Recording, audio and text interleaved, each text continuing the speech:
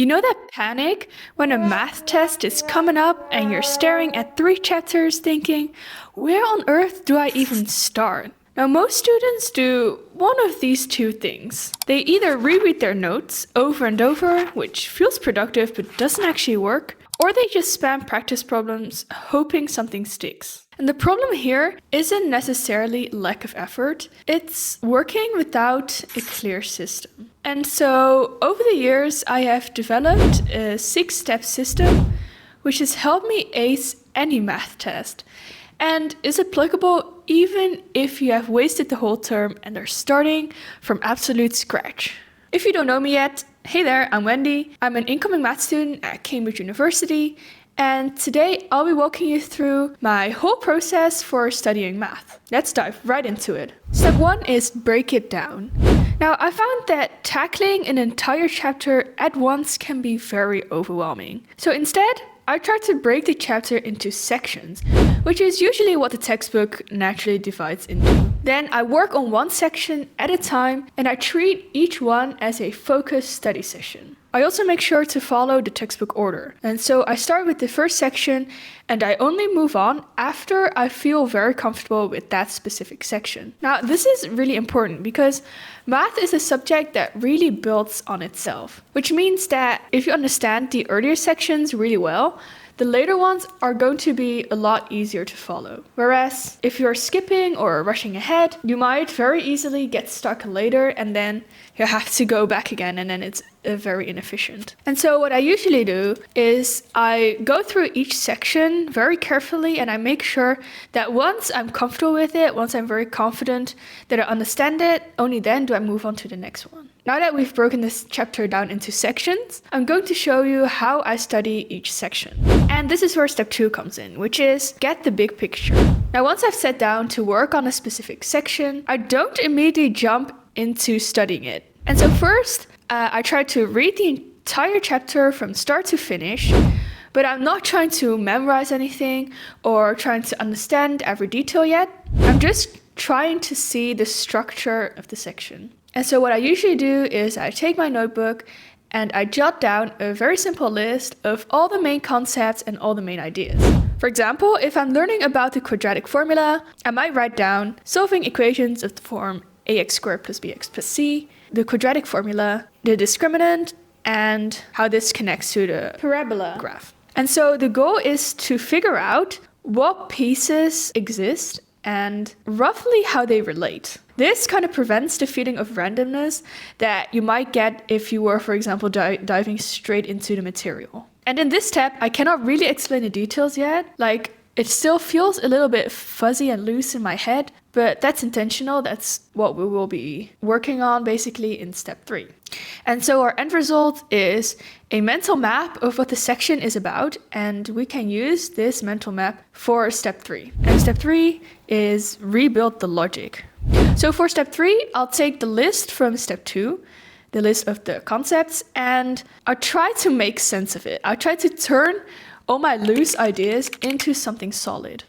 And so for each concept, I try to explain it in my own words, as if I'm teaching it to someone else. If I've written down any formulas or theorems, I try to see where they come from. And so sometimes I try to derive the formula myself. For example, if I'm learning about the quadratic formula, I might try completing the square on ax squared plus bx plus c equals 0. And then I work through it on paper. And very often I get very stuck.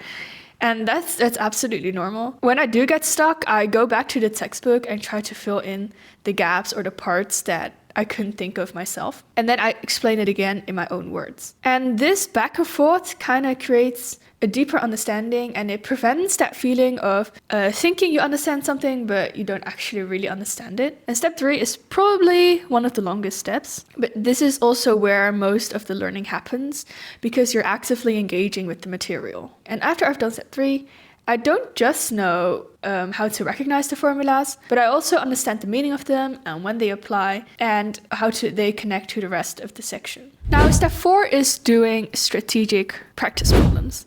Now, once I feel like I've understood a certain section, I try to test myself. So this is where we start doing problems. I usually don't do every problem because that honestly takes forever and it's just not particularly efficient. I try to look for the problems where I don't immediately see the answer to yet. So when I look at a problem, I always ask myself, do I see the path that leads to the solution?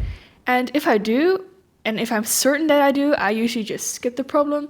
And if I don't, I try to do those. So I always look for the problems that I don't immediately see the answer to and that are not immediately obvious to me, because that's where the actual learning happens.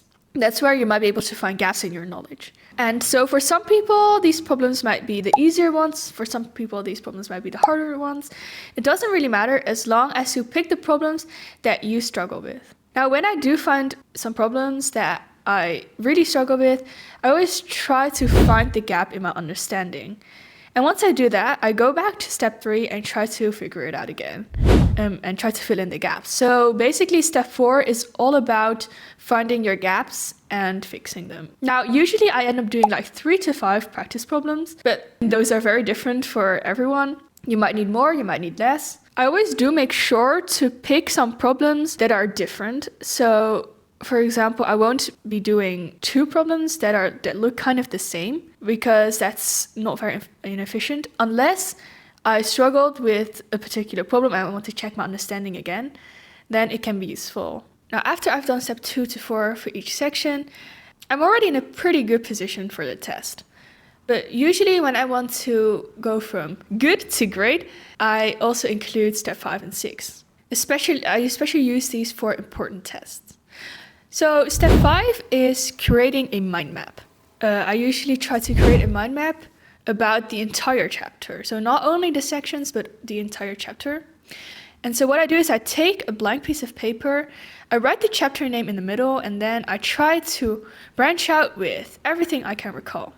I'll be thinking about formulas that I learned, techniques, and connections between different sections, between different concepts, between different ideas. I also like to sometimes use the list that I had from step 2 as an anchor. Then I won't have to do everything completely from scratch.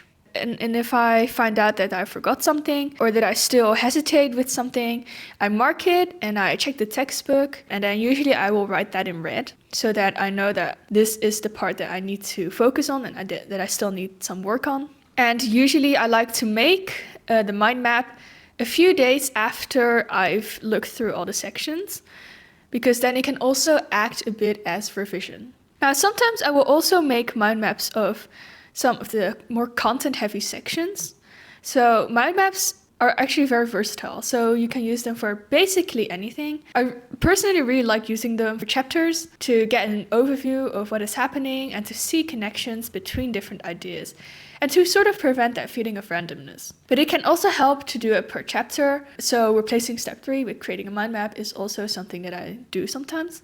And so if you want to know more about mind maps, you can check out this video over here. I'll also leave a link down in the description. Alright, now it's time for step 6, the last step of my process, and that is practicing under timed conditions.